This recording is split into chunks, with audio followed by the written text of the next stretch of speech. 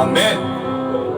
मेरे अजीजों, आज के खुदावंद के जिंदा पाक कलाम में से जो हम पढ़ेंगे और जो हमारी जिंदगियों के लिए सबसे खास होगा,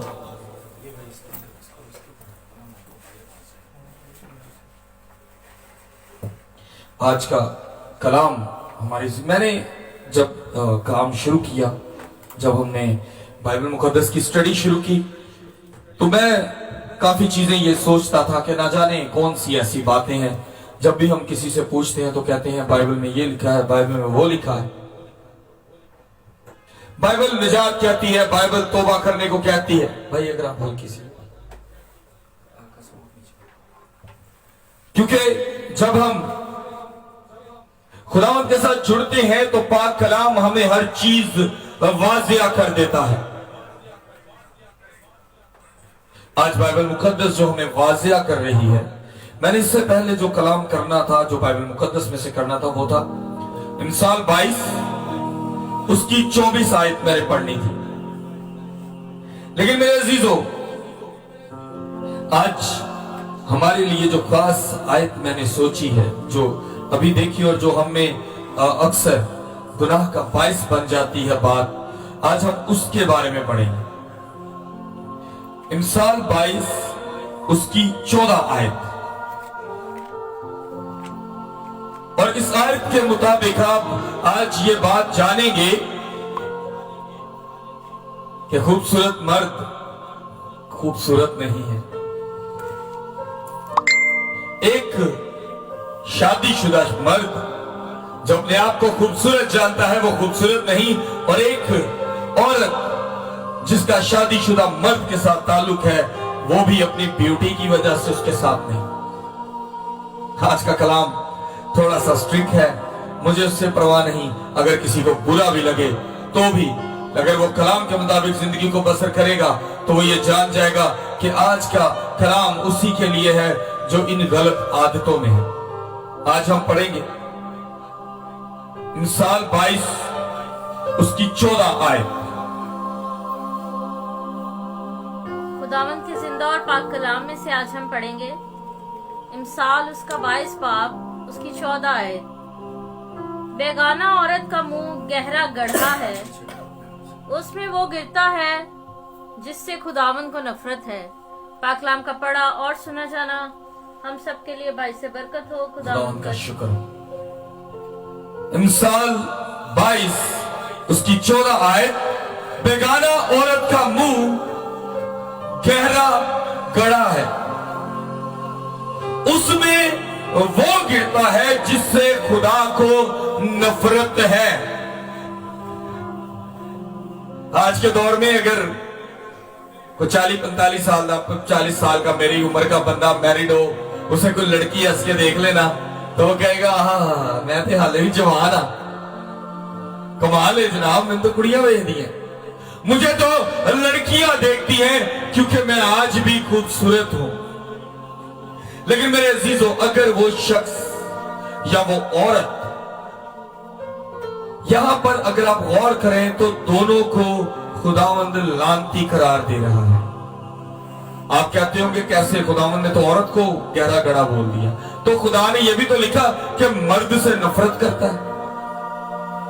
दोनों को, एक को नहीं, दोनों को, क्योंकि वो यहां कहता है बेगाना औरत का मुंह गहरा गड़ा है। सबसे पहले औरत की बात आई।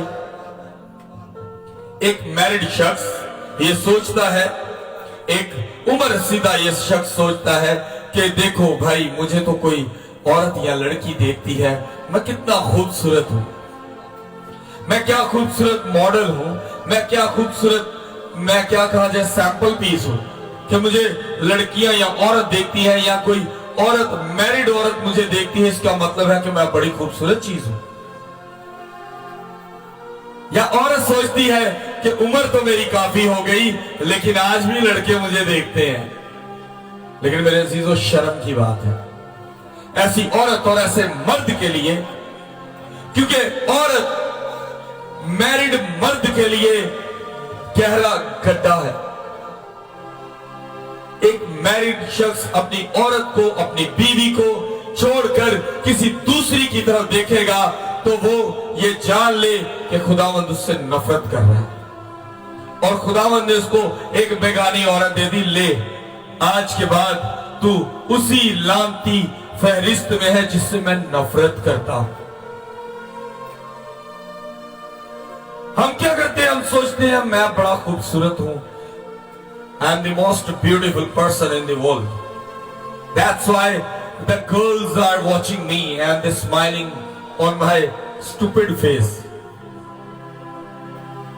क्योंकि ये इसलिए स्टूपिड है क्योंकि हम ये भूल जाते हैं कि खुदावंद ने कह दिया कि बेगानी औरत का मुंह गहरा गड्ढा है। हम सोचते हैं मैं बड़ा खूबसूरत हां जनाब जनाब मैं ते किते भी खलो जाना ते कुड़ियां मैनू वेख, नहीं, औरत को खुदावंद ने किसी दूसरे के लिए गहरा गड्ढा बनाया। औरत भी बराबर की खुदा के नजदीक में नफरत के नजदीक है। आज अगर मैं किसी का कत्ल कर देता हूं तो अगर कोई देख लेता है और वो गवाही नहीं देता तो वो कत्ल का दूसरा मुजरिम ठहराएगा, क्योंकि वो जानता है कि उसका कत्ल हुआ और उसने किसी को नहीं बताया। इसका मतलब एक ही बार में दो शख्स गुनहगार हैं।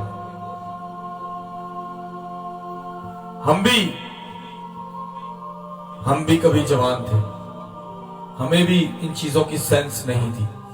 हम सोचते थे कि वाओ मैं एक बॉडी बिल्डर हूं, मुझे दुनिया देखती है, मुझे लड़की ने देख लिया, मुझे उसने देख लिया। आज आप भी यही सोचते हैं मैं बड़ा गोरा चिट्टा, मैं बड़ा कदावर हूं, मैं बड़ा फिट हूं। ये आप देखने वाले भी सोचते हैं। हमें भी, हमारे भी कई जानने वाली लड़कियां जो हमारी अजीज थी, वो कहती थी मैं बड़ी प्यारी हूं जी, मुझे लोग देखते हैं। ये शर्म की बात थी, क्योंकि कलाम मुकद्दस ने दोनों को लानती करार दिया, क्योंकि औरत, बेगानी औरत बेगाने मर्द के लिए गहरा गड़ा साबित हुई। और मर्द सोचता है मैं बड़ा स्मार्ट हूं, नहीं मेरे जीजों, मर्द स्मार्ट कोई खूबसूरत चीज नहीं है, बल्कि यहां पर लिखा है जिससे खुदा को नफरत है। क्या हम चाहते हैं खुदावंद हमसे नफरत करे?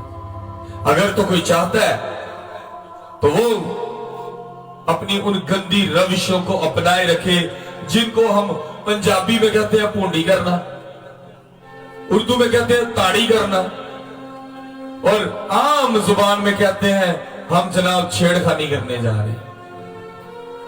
इसका मतलब है कि हम जो ऐसी गंदी आदतें और रविशें अपने अंदर रखते हैं, लड़कों में मर्दों में बात है, वो ये जान ले कि खुदावंद उससे नफरत करता है। मैंने नहीं कहा, मैं फिर से बोलूंगा, अक्सर मैं ये बात बार बार कहता हूं, मैं कभी भी, लोग मुझे कहते हैं पास्टर साहब आप वर्ड टू वर्ड बात करते हैं। मैं वर्ड टू वर्ड इसलिए बात करता हूं क्योंकि बाइबल मुकद्दस में लिखा है कि तुम एक नुक्ता या एक लफ्ज भी नहीं बढ़ा सकते। तो यहां पर कोई नई चीज तो लिखी नहीं, वो ही है जो हमारे माँ बाप ने हमें सिखाया कि बेटा बाहर मुंह नहीं मारना, मेरी बेइज्जती होगी। हमारे खुदावन ने हमें कहा कि तुम ऐसा ना करना कि बेगानी औरत की तरफ जाओ। हम जाएंगे, बाइबल में लिखा है कि मर्द बेगानी औरत से दूर रहे, लेकिन यहां पर खुदावन ये भी बता रहा है क्यों रहे। और अगर मर्द सोचता है कि मैं बहुत खूबसूरत हूं इसलिए मुझे किसी औरत ने देखा, तो मैं सोचता हूं अगर वो उसकी तरफ माइल होगा तो सोच ले कि खुदावन की नफरत के नजदीक जाने लग जाएगा। खूबसूरत होना खुदावन की तरफ से तोहफा है, अमीर होना खुदावन की तरफ से तोहफा है। लेकिन मेरे अजीजों, अगर आप ये सब कुछ करते हुए, ये सब कुछ हासिल करते हुए अपनी अमीरियत की वजह से किसी पर जुल्म करते हो तो गुनाह करते हो, खुदावन की नफरत के नजदीक जाते हो। अपनी ब्यूटी, अपनी खूबसूरती का फायदा उठाते हो कि आप लोग सोचते हो मैं बड़ा सोना हुआ तो मैं जो मर्जी गलत काम करूं, तो मेरे अजीजों याद रखें आप खुदावन की नफरत के नजदीक जाएंगे। आप में से कोई भी जो भी आज लाइव कलाम को देखता है, मैं चाहूंगा कि आप आज के कलाम को शेयर करें, क्योंकि जब आप कलाम को शेयर करना शुरू करते हैं तो आप ऐसे मैसेज जो हम लोगों के अंदर गंदी रविशें और आदतें पैदा करते हैं, ये दूसरों को समझाने के लिए आप आगे शेयर करते हैं कि मैं ये गलत काम ना करूं, ऐना होवे कि मैं भी खुदावंद के नजदीक जान तो पहले ही दूर हो जाऊं। कोई कह सकता है कि वो खुदावंद के नजदीक है, हम जुबानी कहेंगे मैं खुदावंद के बहुत नजदीक हूं। मैं अपनी भी बात करूं तो मैं भी इसी यकीन को रखूंगा कि मैं खुदावंद के नजदीक हूं, लेकिन खुदावंद ये बात जानता है कि कौन उसके कितना करीब है। Who is the closest man, वो कौन आदमी है जो खुदावंद के नजदीक है। क्योंकि हम मुंह से तो उसकी हमद करते हैं लेकिन दिल से नहीं करते। हम मुंह से तो कहते हैं खुदावंद तेरी तमजीद हो, हम मुंह से तो कहते हैं खुदावंद हम तेरी बात पर अमल करेंगे, लेकिन अमली तौर पर ऐसा नहीं करते। अमली तौर पर हमारी ख्वाहिशात रुपए पैसे की तरफ है, हमारा ध्यान रुपए पैसे की तरफ है, हमारा ध्यान एक खूबसूरत औरत की तरफ है। और जब ऐसा सोचेंगे हम किसी बेगानी औरत या बेगाने माल का लालच करेंगे तो गुनाह करेंगे। हम बाइबल मुकद्दस को पढ़ते हैं, रोजाना एक पेज को पलटते हैं, एक अच्छी सी आयत ढूंढते हैं, लेकिन क्या हम अपना आयात को अपनी जिंदगी पे फर्ज करते हैं? आप और मैं सोचते रहते हैं वो 10 हुक्म ही बड़ी अहमियत रखते हैं। मेरे अजीजों, बाइबल पूरी अहमियत रखती है। अगर आप नया अहदनामा जानना चाहते हो तो पुराने को टटोलो। पैदाइश पढ़ते हो, अहबार में आते हो, तो फिर आप अखरूज को भी पढ़ लो, आप उसको भी पढ़ लो। ये सब चीजें पीछे से छठी आओ, फहरिस्त छोड़ते आओ और आगे लगे आओ। है सामने खुदावंद यीशु मसीह मिल गए। खुदावंद यीशु मसीह किस खानदान से है वो तो जान लो, उसका बाप क्या चीज था उसको तो जान लो। मुझे अगर किसी से 1 करोड़ रुपया चाहिए ना, तो अगर मैं बड़ी सिफारिश डालूंगा तो टाइम लगेगा, लेकिन अगर जिसके पास सिफारिश डालता हूं उसके बेटे को ले लूंगा तो काम यूं हो जाएगा। क्यों? क्योंकि वो अपने बेटे को खास जानता है। आज बेटे की बात नहीं, यहां बाप की बात हो रही है, और बाप कहता है बेगानी औरत का मुंह गहरा गड़ा है। वो गड़े का मतलब जानते हो? छोटी सी एक एग्जांपल देता हूं। मैं अपनी बात करूंगा, किसी की क्यों करूं? मैं सोचता हूं कि वाह मैं बड़ा खूबसूरत हूं, मुझे किसी औरत ने देखा। पहला गलत काम क्या करूंगा कि मैं अपनी बीवी को धोखा दूंगा। खुदावंद के नजदीक जो था पीछे हो गया। दूसरा काम क्या करूंगा कि मैं अपने रुपए पैसे में से बेगानी औरत पर खर्च करना शुरू करूंगा, अपने घर के हालात खराब करना शुरू कर दूंगा। फिर मैं अपने बच्चों की फिक्र नहीं करूंगा बल्कि एक बेगानी औरत की करूंगा। मेरे बच्चे मुझसे नफरत करेंगे। फिर मैं अपने बाल बच्चे की जो परवरिश है उससे दूर हो जाऊंगा और उसके बाल बच्चों की करूंगा। तो मेरे अजीजों, एक वक्त आएगा जब मैं चारपाई पे होऊंगा, तब खुदा की नफरत जाहिर होगी जब मेरे बच्चे ही मुझे नहीं पूछे, मेरी बीवी ही मुझसे दूर रहेगी, क्योंकि मैंने बेगानी औरत को अपनी जिंदगी में लाया। कभी आजमा के देखिएगा, जो लोग जगह जगह औरतों की तरफ देखते हैं या जिनके जगह जगह ताल्लुकात हैं, उनके घरों में लड़ाई झगड़ा खत्म नहीं होता। मुझे आज भी मेरे एक अजीज याद है, अनफॉर्चुनेटली तब हमारी शादी हुई थी, हम उनके घर चले गए, हमें उनके साथ रहना पड़ गया। उस बंदे ने 2 शादियां की थी। पहले एक बीवी के पास आता था, उसे कहता था मेरी पहली अली ने तो मैं खिंच के रखे है।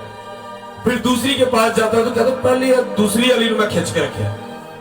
अब वो इसी कश्मकश में दोनों से जलील होता था, बेइज्जत होता था, और वो सोचता था मैं बहुत समझदार हूं, मैं दोनों को लेके चल सकता हूं। लेकिन मेरे अजीजों, उसने अपनी जिंदगी का जो एक अच्छा वक्त अपने बच्चों के साथ गुजारना था वो पीछे छोड़ा है और खुदावन से दूर दूर दूर होता गया।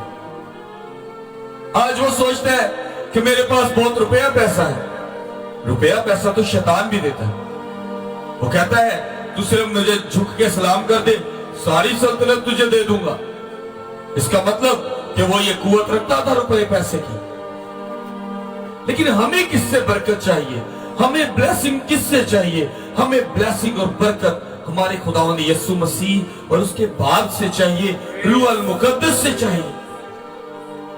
और उसकी सच्चाई ये है कि आप कलाम मुकद्दस पर अपनी जिंदगी को माइल करें। जैसे अपने बाप की बात को जब आपका बाप आपको समझाता है कि बेटा ये काम नहीं करना, तो हम बैक पर भी हमें को पूछे तो हम कहते हैं मेरे अब्बू ने मना किया है, मेरी अम्मी ने मना किया है, ऐसे ही है। लेकिन क्या होता है कि हम अपनी माँ बाप की बात को तो मानते हैं, लेकिन उस बात की बात को नहीं मानते जो हमारी जिंदगी में आने वाले वक्त को भी जानता है। इसीलिए वो आज आप सबको आगाह करता है कि अगर अपनी खानदानों अपनी जिंदगियों में आप बरकत चाहते हो, आप चाहते हो कि आपके खानदान और जिंदगियों में कभी कोई लड़ाई झगड़ा ना हो, आपकी बीवी आपसे मोहब्बत करे, आपका बेटा आपसे मोहब्बत करे, तो मेरे अजीजों वो कहता है बेगानी औरत का मुंह गहरा गड़ा है, उसमें वो गिरता है। मैं फिर से यही वर्ड इस्तेमाल करूंगा, उसमें वो गिरता है जिससे खुदा को नफरत है, जिससे खुदा को नफरत है।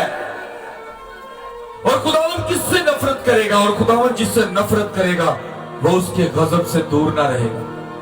आप जानते हैं बाइबल मुकद्दस में एक जगह पर एक जिक्र है, खुदावन मूसा के बेटे से कहता तू जहां भी जाएगा मैं तेरे साथ रहूंगा, तो हर जंग जीतेगा। और वो जीता रहा। खुदावंद ने कहा जो जो अहकामात मैंने तुझे दिए उन पर से अपने कान ना हटाना, और जहां जंग करने जाए वहां से कुछ लूटना ना।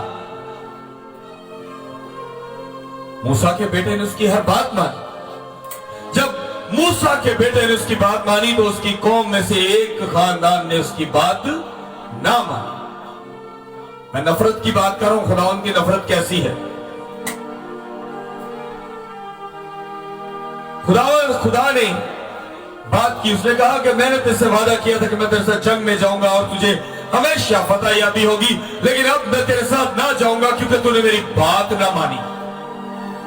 वो सिजदे में हुआ और कहा खुदावंद मुझे बता मेरी गलती क्या है। मैंने तुझसे कहा था कुछ लूटना ना। खुदावंद मैंने नहीं लूटा, तेरे ही कबीले के लोगों में से किसी ने लूटा।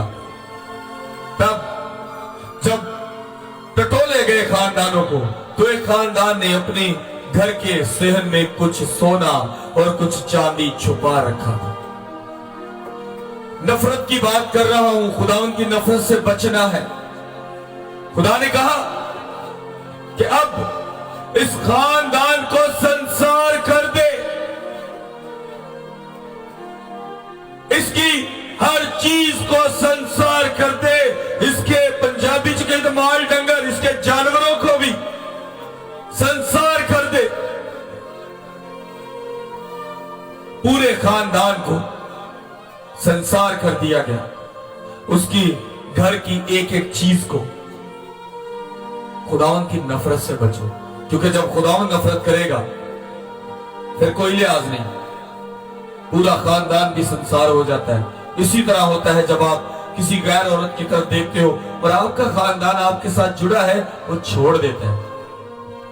फिर आप बीमार हो, मंजीते हो, तो भावे मंजीते ना हो, कोई नहीं जो पूछेगा, क्योंकि आपका ऑलरेडी आप एक गहरे गड्ढे में गिरे पड़े हो। जब आप गहराई में जाओगे तो कोई रस्सी कोई चीज आपको ना बचा सकेगी, क्योंकि वहां तक जिस गड्ढे में आप गिरे हो वो गड्ढा है जो खुदावंद की नफरत की तरफ जा चुका है, और वहां तक कोई रस्सी या कोई सीढ़ी नहीं जाएगी। सो अपने आप को कोई ब्यूटी समझने की जरूरत नहीं, बल्कि हमेशा याद रखें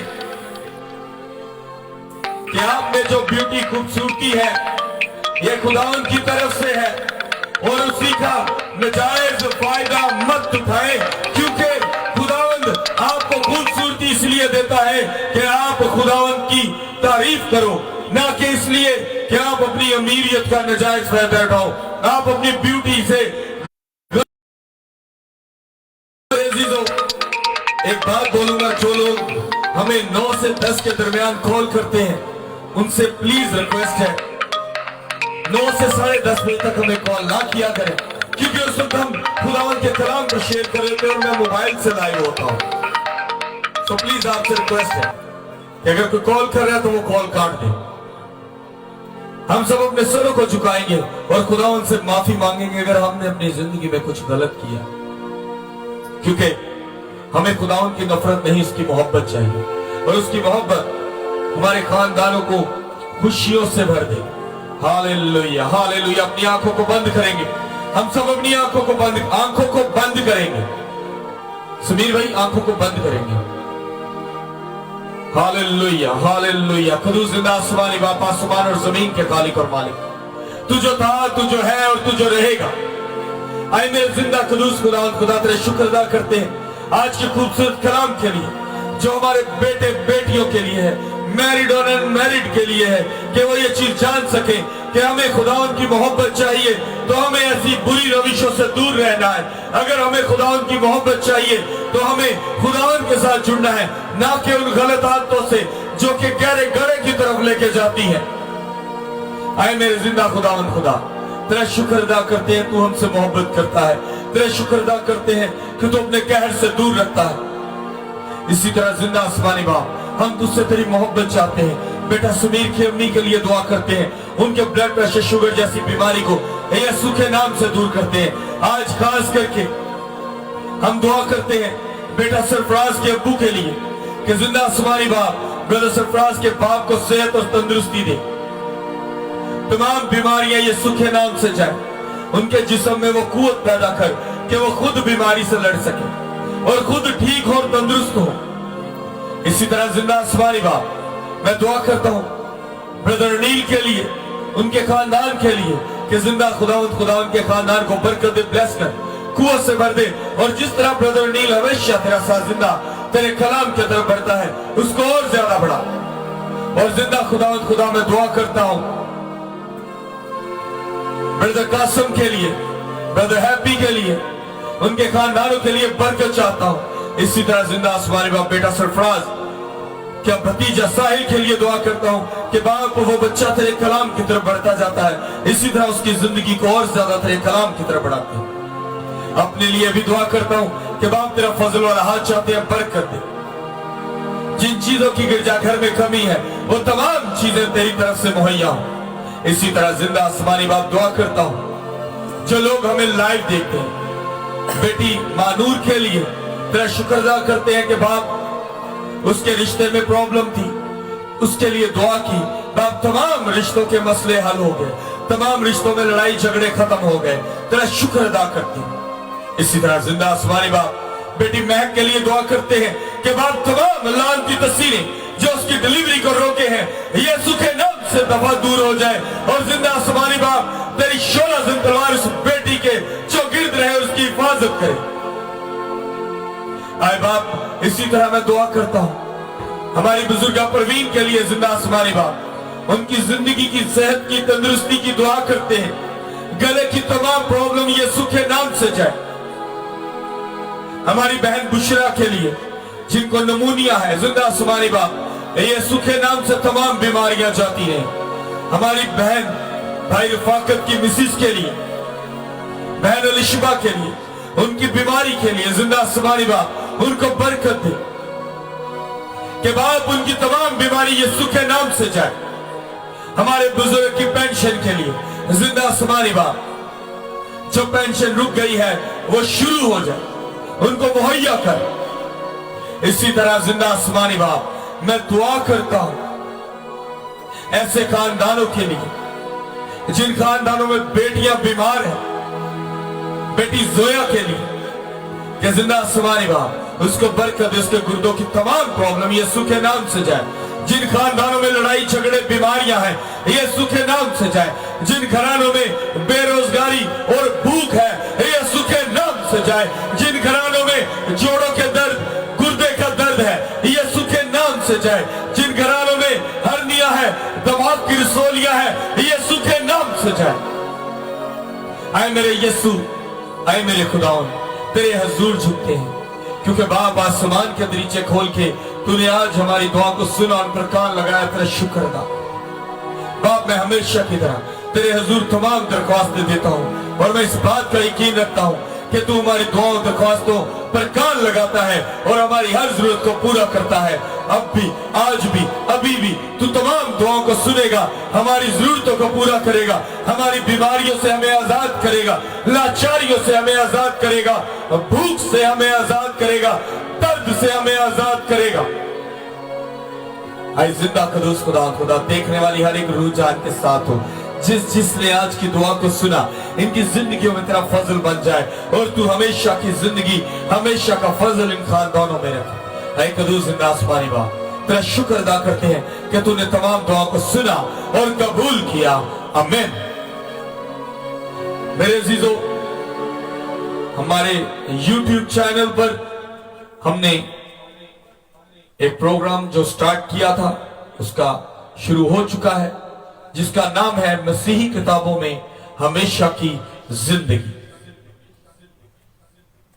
आज से हमारे उस चैनल पर वीडियोस और हमारी जो चैनल की डिटेल्स हैं वो आपको हम व्हाट्सएप के जरिए, और इसके अलावा आप हमारे यहाँ पर जो पेज है इसके ऊपर जब हम शेयर करेंगे तो आप वो तमाम डिटेल्स वहां से हासिल कर सकते हैं। खुदावंद आप सबको बरकत दे। खुदावंद आप सबके साथ हो। खुदा बाप, बेटे, रूह कुदस के नाम में आमीन। खुदावंद आप सबके साथ हो।